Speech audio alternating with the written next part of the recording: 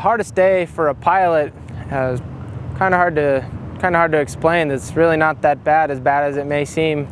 Most frustrations or hard days you could deal with is going to be stuff with equipment, getting into an airplane, getting everything loaded on it, getting ready to go, and finding out just before you're ready to take off that something isn't working right and you have to cancel the flight.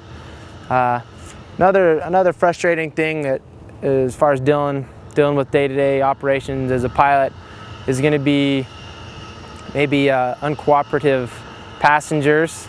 Some people get a little scared, and it can become frustrating dealing with people who aren't used to aviation. Weather's another thing. Can be frustrating. From time to time, the weather's bad enough that we actually have to shut down operations or get grounded, and that consists of a lot of sitting around, which is really about as bad as it gets. Is sitting around and not having a lot to do. As far as being out on a flight and having something crucial to your flight actually fail, such as maybe the radios going out, equipment starting to fail in an aircraft.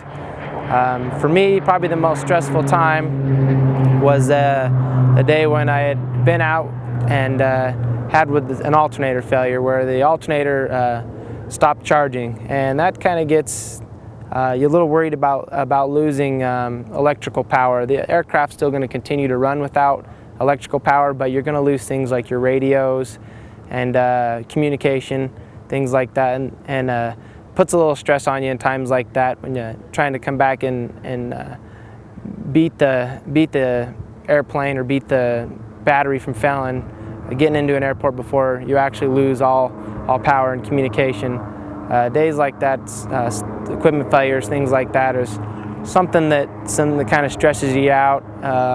Occasionally, from time to time, think of worst case scenarios away from the job and how I would deal with them, and that's really about as stressful as it can get.